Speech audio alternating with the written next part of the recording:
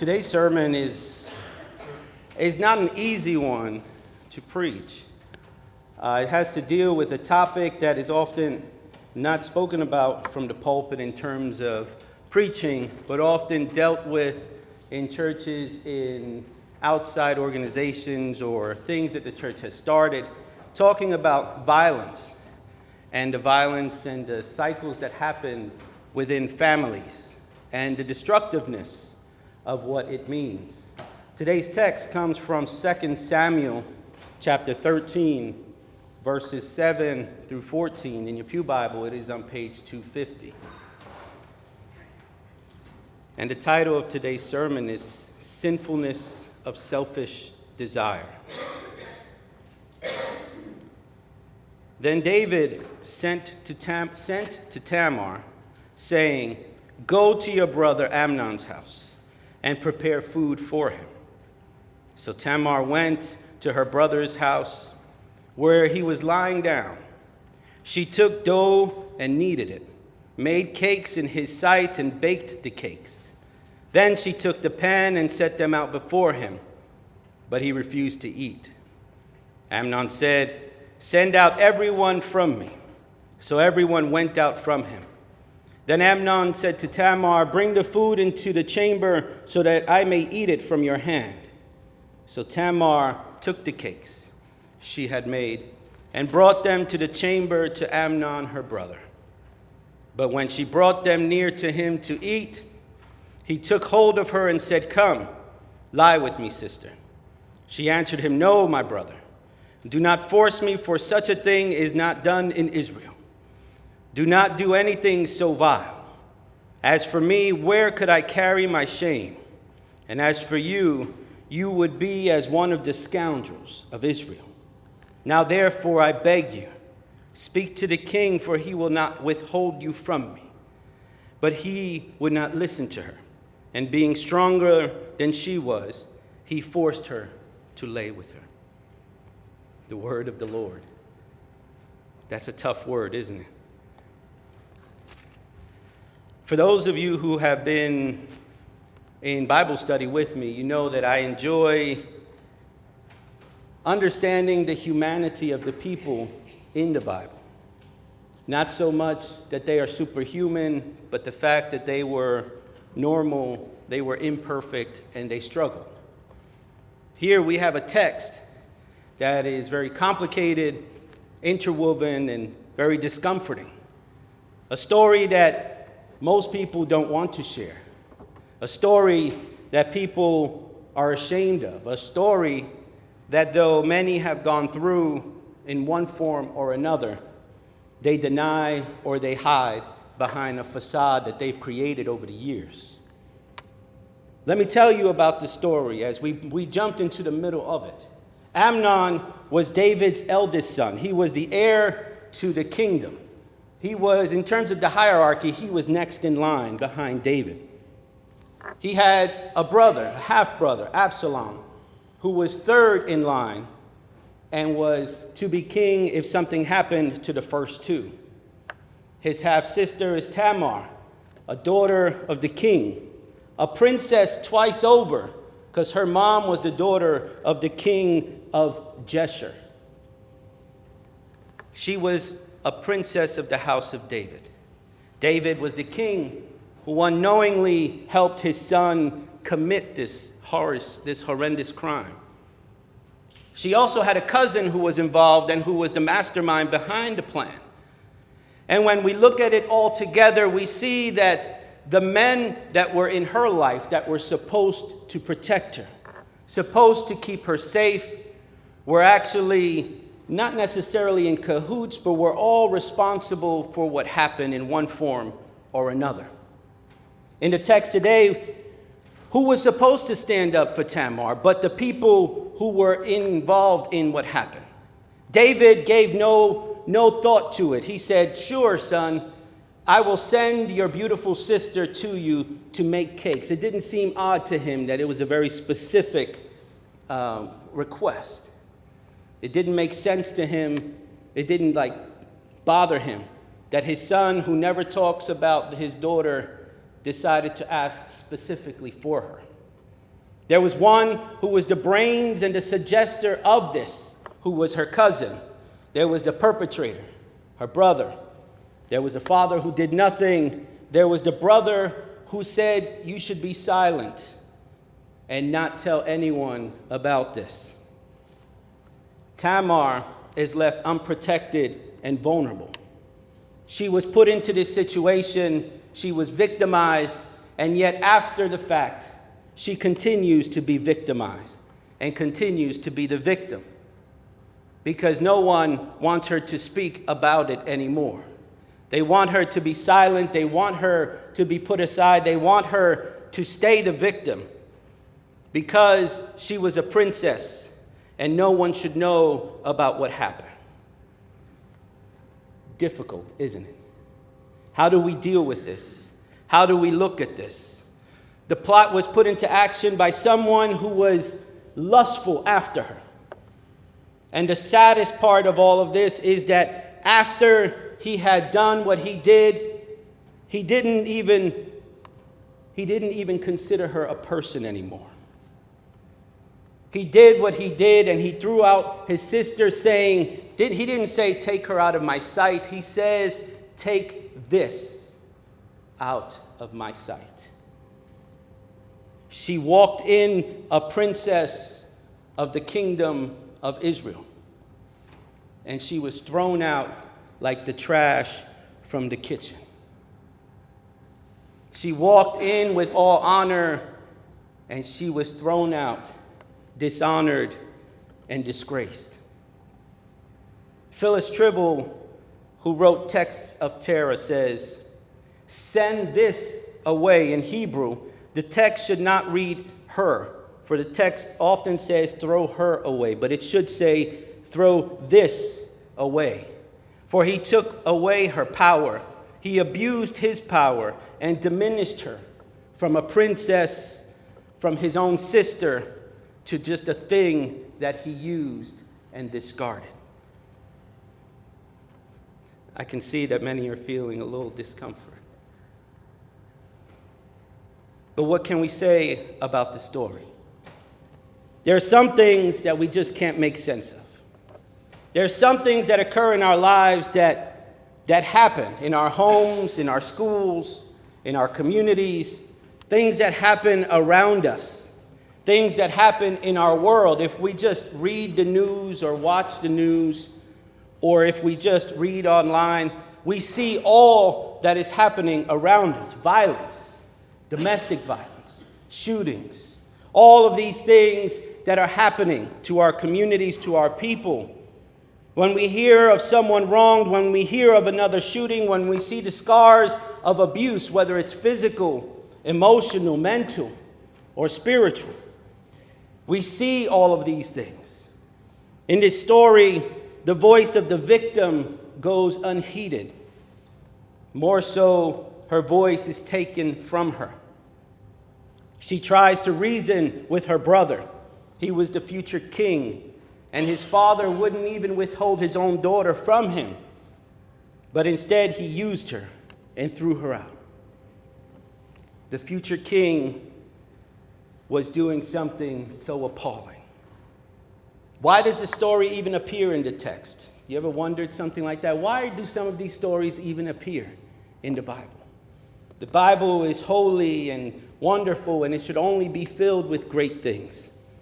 Why does it even appear? It shows the humanity even in those who were in power. It shows that regardless of how much power you may have, it is how you wield it that is important. Here we have a political family, a dynasty, that should be the pinnacle of justice, of social justice, of standing up for those who are in need, of providing for those who are struggling. This is the dynasty of David, the man after God's own heart. They should be the standard bearers of justice. They're a family that is woven together, that is greater than just a family, but a dynasty that is to reign forever. Siblings that should have each other's back. Instead, they are stuck in selfish motives. The victim in all of this loses everything. She remains the victim for the rest of her life because even after her brother Absalom later on takes his vengeance on Amnon, the brother who violated the sister. He claims it was to avenge his sister, but when we look at it, it really helped him to get closer to the throne. He was third in line. If he eliminates the first in line, that puts him one step closer. There were political motives more than a sister who was being avenged. But where is the voice of the victim? Her father, the king, doesn't give her a voice. Her brother, the perpetrator, took it from her. Her brother, who would have protected her and who eventually avenges her, tells her to stay quiet and stay hidden. She's silenced, subjected to be the victim forever and for always. Violence is never okay. To take advantage of one's power and authority is never okay. To take away someone's voice is never okay. To condemn someone to be victimized even after the abuse is done is never okay. This story demonstrates a cycle of abuse and hurt that continues in the family and eventually it destroys the family, as it were. The dynasty that was supposed to be never becomes or never comes to full fruition. We live in a world where abuse is an everyday occurrence, a world where taking advantage of someone is expected rather than being something that doesn't happen often. It's often expected and required to move forward. But how are we to live in a world where individuals who believe in God are taking advantage of others? How are we to live in a world where the church is not doing what the church was called to do? How are we to live in a world as individuals who believe in God? Should we allow this? Should we continue the process and the cycles? If we stay silent, we're saying yes to continue the cycles. If we open our mouths, people say, well, why are you talking so much? You should be just about church and God. And the fact is that is what God and church should be about. The church is supposed to be the physical presence of God in this world. How are we responding to that violence that surrounds us? Are we being the voice of the voiceless? As it says in Proverbs 31, speak out for those who cannot speak, for the rights of the destitute. Speak out, judge righteously, defend the rights of the poor and the needy. The Spirit of the Lord is upon me, says Isaiah 61, because the Lord has anointed me. He has sent me to bring good news to the oppressed, to bind up the brokenhearted, to proclaim liberty to the captives and release to the prisoners, to proclaim the year of the Lord's favor and the day of vengeance of our God, to comfort all who mourn. Our call as the people of God in this world is to bring voice to the voiceless, is to bring freedom to the oppressed, is to bind up the brokenhearted, is to bring liberty to the captives and release the prisoners of sin. If we are the church, these are the things we are called to do. The victims of violence are not only the one or two people who cause the violence and are the victim of that violence, but instead it continues to permeate all the relationships of family, of friends, of community. It continues to grow. If you grow up in a situation where violence is the norm, guess what's going to happen? You're going to continue to be violent. Violence begets violence. If you grow up in a household where your dad is abusing your mom, when you go into a relationship, chances are very high that you will become an abuser as well, or you will allow yourself to be abused. Violence begets violence, and victimization begets victims. These cycles must be broken. these cycles cannot continue. And I'm not saying that anyone here is necessarily going through that, but if you are, we are here with you. You are not alone. But there are those around us who are going through things. There are those around us who are struggling. There are those around us who we know, who we hear, who we see are struggling and going through this violence. But yet, we stay silent. How can we be silent? How can we allow things to continue? It requires someone to step in for that cycle to be broken.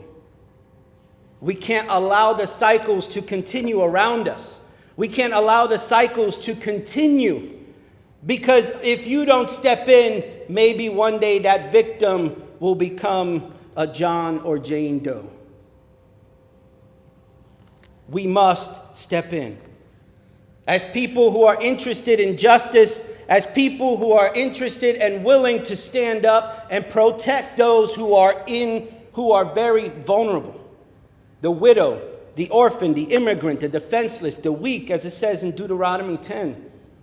Those who are most in danger of suffering violence. It is our job to stand up for them and with them.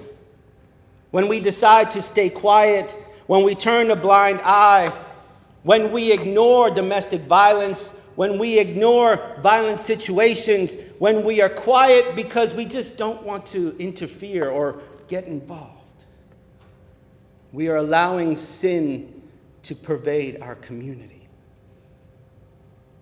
And the fact is, our silence makes us perpetrators as well. Our silence makes us sinners as well. For allowing it to go unchecked, we are just as responsible before God. For not standing up with individuals or with families who are in need of justice, we allow sin and oppression to reign as victor. To those who are victims and who are struggling and whom we stay silent before, the sin falls on our heads as well. So silence is not the answer. Turning a blind eye is not the answer. Not wanting to get involved is not the answer. Action must be taken. We must be justice in this world that seems to be loving injustice and violence and killing people as if it were a video game. We must stand up as people of justice. We must stand up for those who are unable to stand up for themselves, who are struggling, who are suffering, who don't know better because they've never been shown better. We must stand up for them and with them.